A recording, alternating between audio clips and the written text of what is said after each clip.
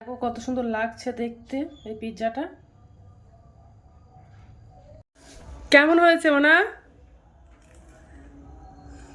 কেমন হয়েছে? খুব ভালো হয়েছে। খুব ভালো হয়েছে, ভেরি নাইস। চিজ ছাড়াই বানিয়েছিলাম বাড়িতে।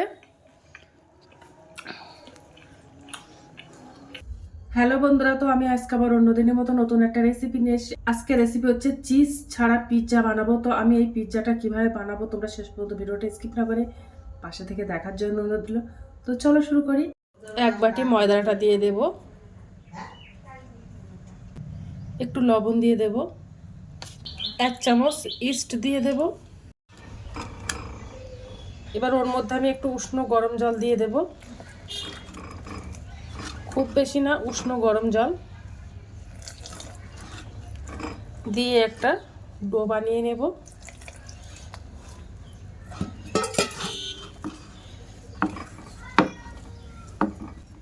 দেখো ডোটা মেখে নিয়েছি, একটু সামান্য তেল দিয়ে দেব, দিয়ে আমি ডোটা 2 ঘন্টার জন্য একটু গরম জায়গায় রেস্টে রেখে দেব। 2 ঘন্টা আগে ময়দা মেখে রেখেছিলাম, তো সেই ময়দাটা দেখো কত সুন্দর হয়ে গেছে, কত সুন্দর ফুলে গেছে।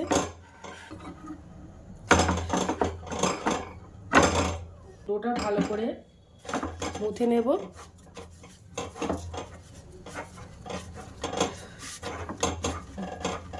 পিৎজাটা আমি চিজ ছাড়াই বানাবো, তো ওই জন্য আমি আগের থেকে একটা হোয়াইট সস বানিয়ে নেব। তো কিভাবে বানাবো চলো। ফ্রাইং প্যানটা গরম হয়ে গেছে, এবার আমি ওর মধ্যে 1 চামচ মতো সাদা তেল দিয়ে দিলাম। এবার আমি ওর মধ্যে 1.5 চামচ ময়দাটা দিয়ে দেব, তেল দিয়ে ভাজা করে নেব। এই হোয়াইট সসটাও খেতে কিন্তু খুব সুন্দর লাগে, বুঝতেই পারবে না যে পিৎজাটা আমি কি দিয়ে বানিয়েছি। তো দেখো তেল দিয়ে ভাজা করে নিয়েছি। এবার আমি ওর মধ্যে দুধ দিয়ে দেব, ঘন করে দুধ জাল করে রেখেছিলাম, গরুর দুধ, ওটা দিয়ে দিলাম। দিয়ে এবার আমি ভালো করে ঘন করে নেব।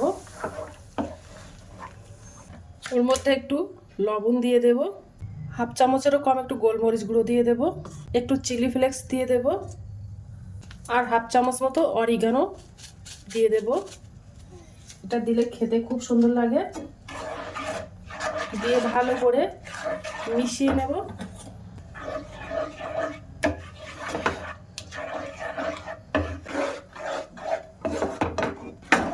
দেখো কতটা ঘন করেছি।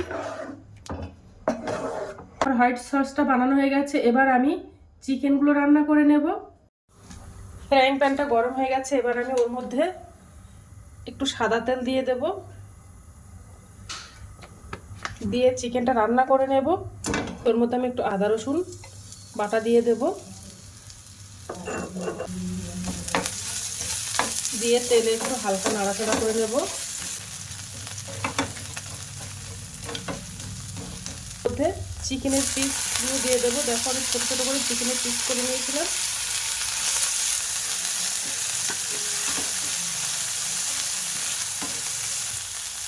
এবার আমি ওর মধ্যে একটু লবণ দিয়ে দেবো, একটু গোলমরিচ গুঁড়ো দিয়ে দেবো, একটু চিলি ফ্লেক্স দিয়ে দেবো,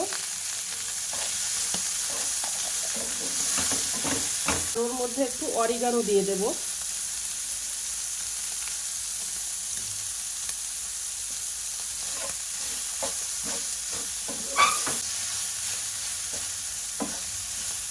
তো আমার হোয়াইট সসটা বানানো হয়ে গেছে, চিকেনটা রান্না করা হয়ে গেছে। এবার আমি পিৎজা রুটিটা বেলে নেব। তো এই ডোটা পুরো নিয়ে নেব।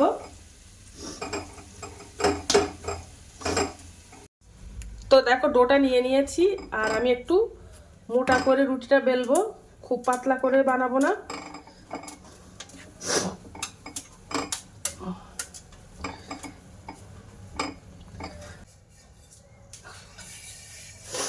দেখো আমি একটা সরা নিয়ে নিয়েছি, যেহেতু ওটা আমি ঘরোয়াভাবে বানাচ্ছি তার জন্য আমি বাড়িতে একটা সরা ছিল, সেই সরাটা নিয়ে নিয়েছি। এবার ওর উপরে ওই রুটিটা তুলে দেব। রুটিটা তুলে দিলাম, দিয়ে সব সাইডে ঠিক করে নেব।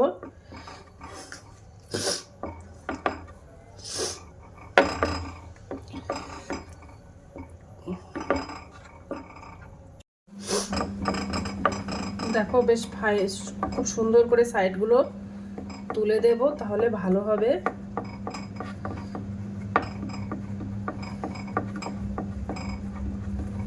সাইড থেকে ঠিক করে দিলে ভালো লাগবে দেখতে। দেখো কত সুন্দর হয়েছে। এবার চামচ নিয়ে নিয়েছি, এবার আমি ছিদ্র করে দেব কাঁটা চামচ দিয়ে, সব সাইডে যেন ফুলে না যায় তার জন্য।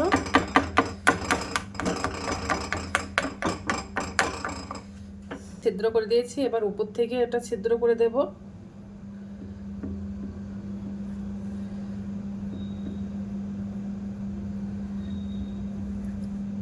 এবার আমি ওর মধ্যে 2 চামচ সস দিয়ে দেব।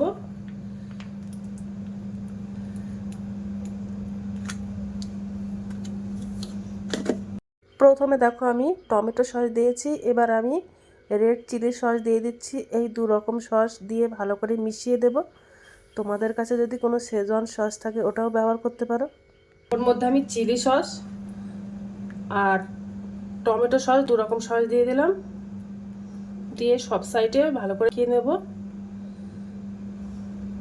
মাখা হয়ে গেছে। হোয়াইট সসটা বানিয়েছিলাম, ওই হোয়াইট সসটা দিয়ে দেব, একটু মোটা করেই দেব। আর এই হোয়াইট সসটা কিন্তু খেতে দুর্দান্ত লাগে।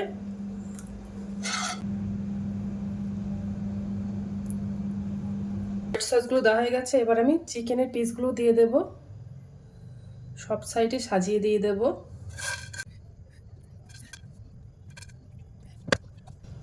এবার ক্যাপসিকামগুলো দিয়ে দেব, একটু সসের মধ্যে চিকেনগুলো ডুবিয়ে দেব।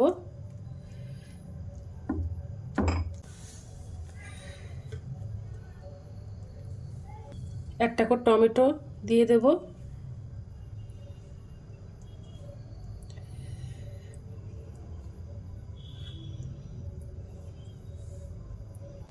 পেঁয়াজ দিয়ে দেবো একটু করে।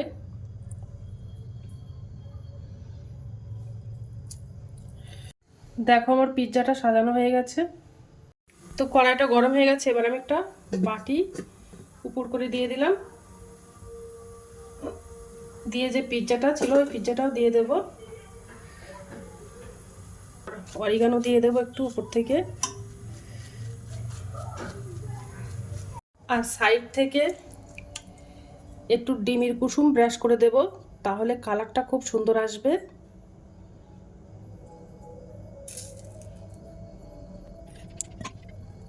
ঢাকনা চাপা দিয়ে দেব।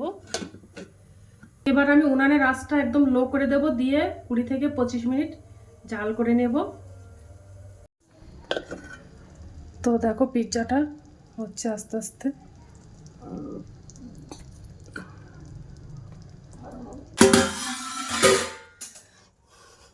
দেখো প্রায় হয়ে গেছে, কত সুন্দর হয়েছে।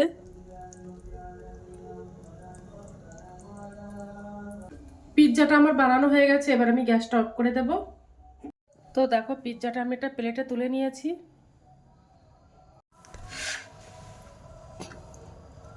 তো দেখো ছুরি দিয়ে কেটেছি, কতটা সুন্দর হয়েছে।